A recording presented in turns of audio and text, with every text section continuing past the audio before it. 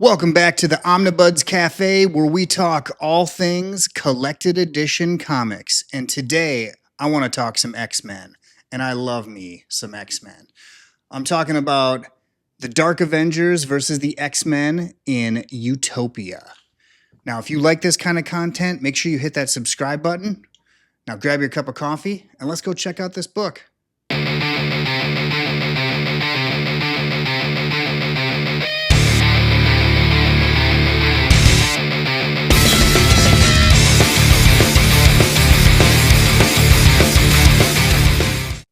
All right, so here we have it. This is the oversized hardcover.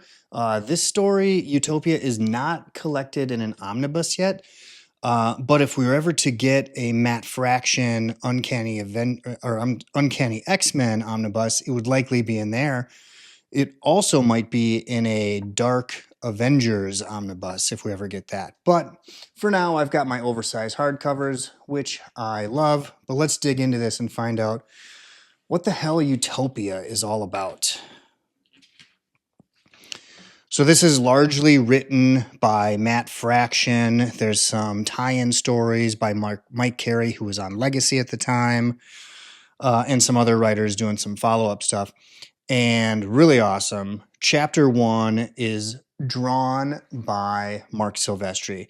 Now, if you ever get the chance to read X-Men drawn by Mark Silvestri, you must do it. We also get Terry Dodson, who is the main writer on the Fraction line, some Luke Ross, and some Mike Deodato Jr. But let's dig into this and check it out. So just kind of placing us in the appropriate timeline. This takes place maybe a few months after the events of Messiah Complex. Again, during the Matt Fraction Uncanny X-Men run, and also during the time where Norman Osborn and his dark reign. He seized power of S.H.I.E.L.D. And turned it into Hammer after his heroic events during the Skrull invasion. So the X-Men are living just outside of San Francisco, and Simon Trask shows up. And Trask is leading this racist protest aimed at passing legislation that would control mutants, or would control when mutants are allowed to have children. And I think they say how, which is kind of weird. With mutants and protesters colliding, the situation quickly erupts into a full-scale riots across all of San Francisco.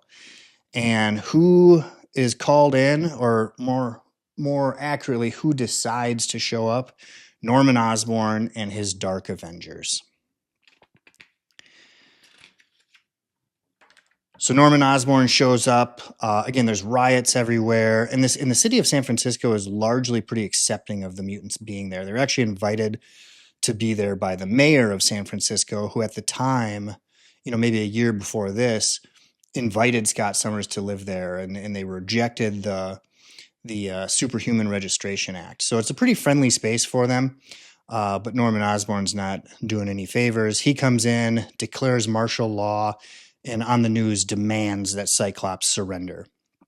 Meanwhile, we get this story where Emma appears to betray the X-Men by joining Osborn and agrees to lead his Dark X-Men. That's right. Osborn has a Dark Avengers team, which we'll show through here, you might be familiar with, but now he decides mutant problems need mutant solutions. So he creates his own Dark X-Men team, and here they are. We get Tandy Bowen, I kind of forget who she is, a guy named Calvin Montgomery. We get Cloak and Dagger joining this team, Dakin, Wolverine's terrible son, and then this guy who we met recently named Michael Pointer, and we met him in the post House of M era where all of the mutant energy was combined and kind of landed on him, and he just got all these powers. So again, Emma is, appears to be joining Norman Osborn and, struggling to escape her villainous past, but she's also playing her own game, bringing along a secret ally and creating plenty of tension between the mutant population and Osborn's Avengers team. So Scott agrees to meet with Osborn to discuss terms, but it's not what Osborn's expecting. Cyclops demands that Osborn essentially surrender and leave the area of San Francisco, essentially declaring war against what used to be S.H.I.E.L.D. and is now Hammer. So back at the Hammer headquarters, which I believe is on Alcatraz, and look at the shot of Wolverine popping out of the water. Just awesome. Back at Hammer headquarters, which again is at Alcatraz, I believe, the villains making up the Dark Avengers and the Dark X-Men, they can't stand each other. And Emma is insisting on seeing any mutant captors or captives, one of them being Beast. So as Cyclops puts his master plan into motion, Simon Trask, who's become kind of this like living sentinel, I don't know if he's even human anymore, he starts infecting civilians and transforming them into mutant hunting machines. Wolverine finally joins the fight as they launch an assault on Osborn's Alcatraz headquarters. The truth about Emma Frost and Namor's loyalties are finally revealed, leaving Osborn furious, publicly humiliated. Don't tell anyone I said that wrong. At the same time, Cyclops unveils his true objective, raising Asteroid M from the Pacific Ocean to create Utopia, a permanent island homeland for the mutant kind. So without giving away the ending, we end on this issue called The Confession, which is really cool. We see Scott and Emma have this conversation where some secrets are revealed. Emma admits that she joined Osborn's cabal shortly after his takeover of S.H.I.E.L.D. and why she did that. And Scott confesses that he secretly reactivated X-Force and authorized assassination of enemies, abandoning everything that Professor Xavier ever taught him. This story is really cool, and you need to check it out.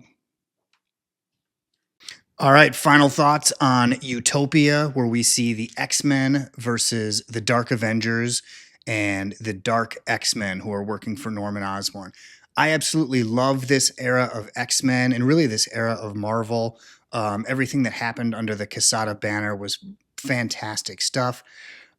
This is not part of the Messiah trilogy, but it does come shortly after Messiah War. But in this time period, as we went over, the X-Men are living in San Francisco. They're actually invited there by the mayor, who said, we're not going to accept this Superhuman Registration Act. And it's just a really cool era for X-Men because there's so few of them left. They're facing extinction. And Scott Summers starts to evolve. We see some really awesome character growth from Scott Summers. And then, of course, you got Wolverine stabbing people with his claws, and that's always awesome. But this book is really fun.